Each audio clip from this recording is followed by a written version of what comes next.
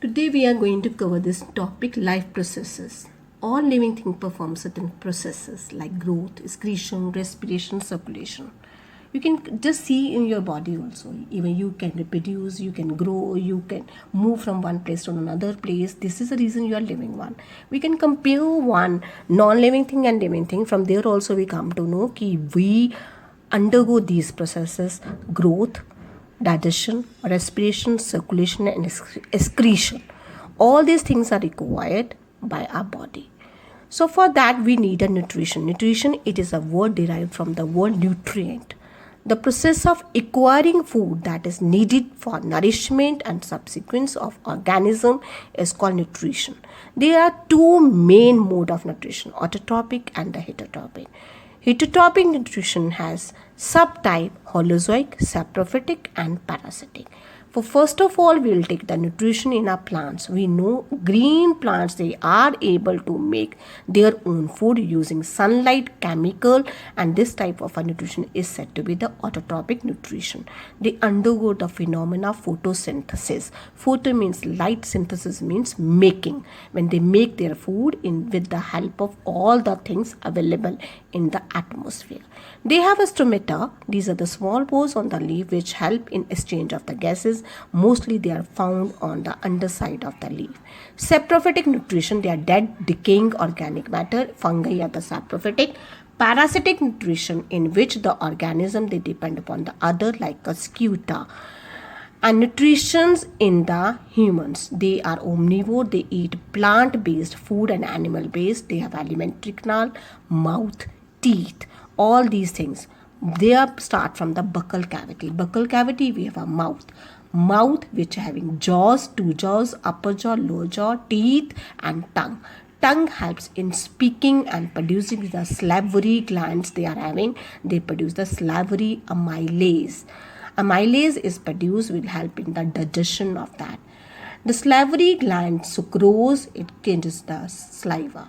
Then it changes the starch into the sugar. Teeth help in chewing and the grinding of that food.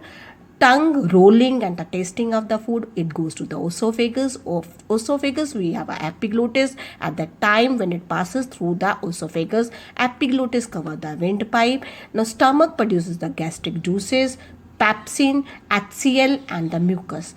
Pepsin break down the proteins, HCl make the medium acidic, mucus protects the liver, inner lining of the stomach. It goes to then small intestine where liver produces the bile and does the phenomena of emulsification. Emulsification means breaking up of the fat globules, and pancreas, pancreatic juice, and then glucose, fatty acid, glycerol, amino acid, and this goes to the large intestine which absorb excess of the water. It passes to rectum and then to anus, from where through the sphincter muscles the waste material passed out. Now we have this respiration phenomena. Breathing and respiration means breathing is a physical and respiration is a chemical process in which we have two types of respiration, aerobic and anaerobic respiration. Aerobic respiration which take place in the presence of oxygen, it gives the carbon dioxide, water and energy. It takes place in mitochondria. And anaerobic means when there is a lack of oxygen, especially for the athletes, when they run, they get this and this cracks in their legs. At that time lactic acid is formed and the energy they get.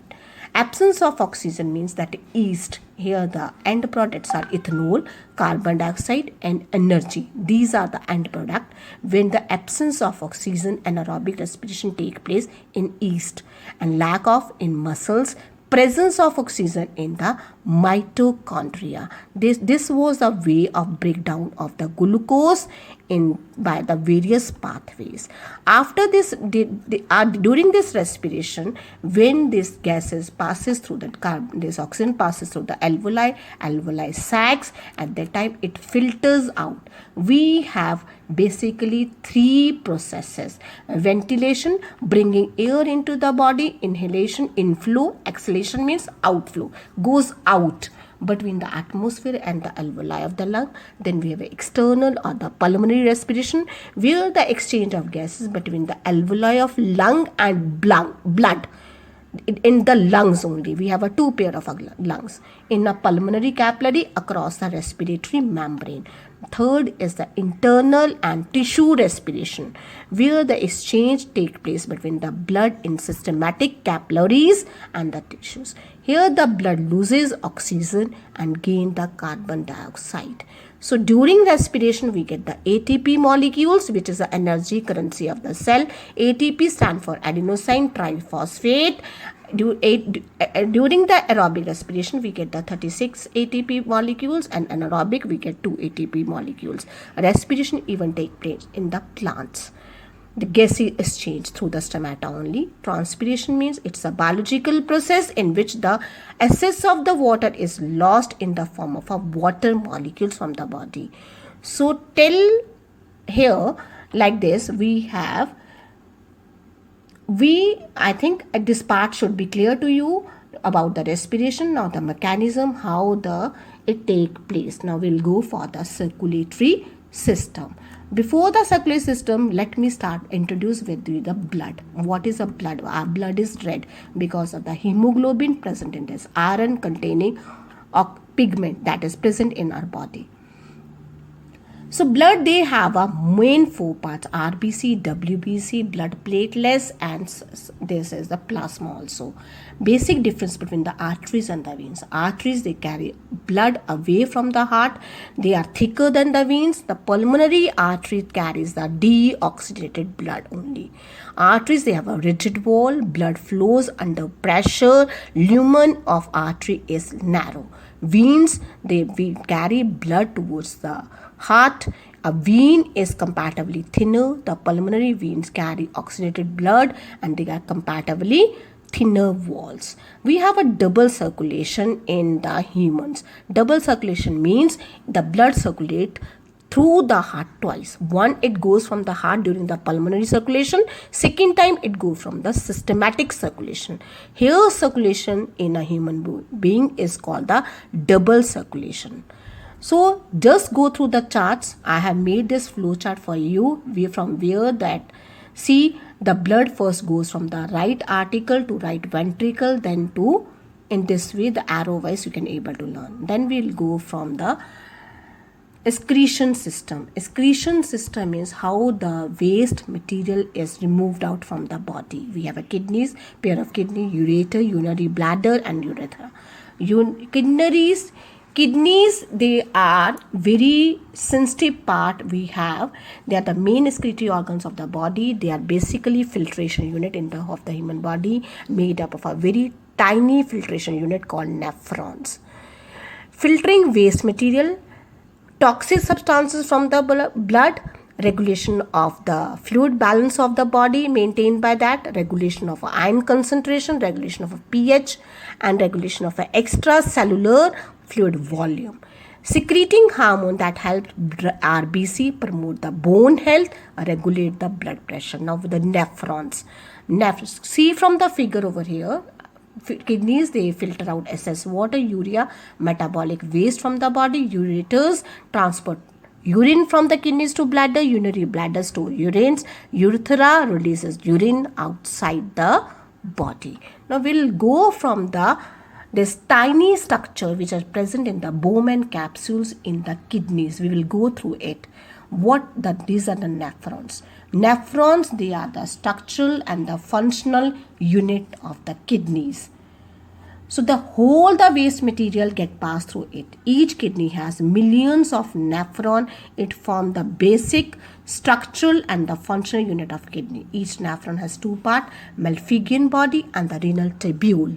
Malpighian body is made of cup-like structure called Bowman capsule, which includes a bunch of capillaries called glomerulus.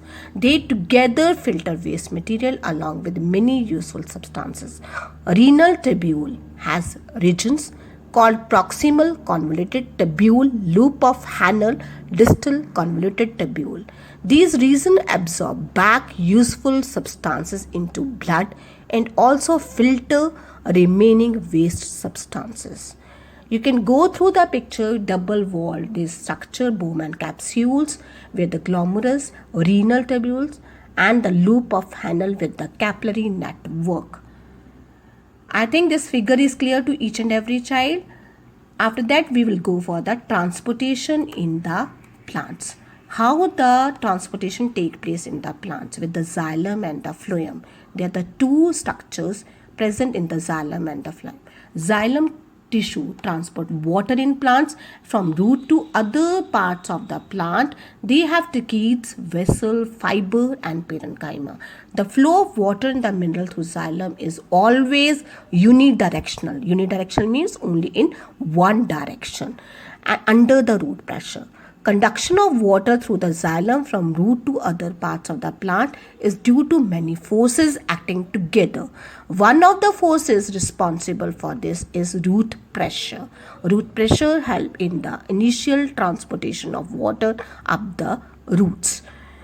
So there's one term in behavior: osmosis, root pressure, transpiration. These all the forces that contribute towards the upward movement of water even in the tallest plants. Now we'll go for the phloem. Phloem conduct all the food particles, how the food get from one part to another. It is responsible for the translocation of nutrient and sugar like carbohydrate produced by the leaves to the area of the plant that are metabolically active. Sieve tubes, companion cells, phloem, fiber, phloem.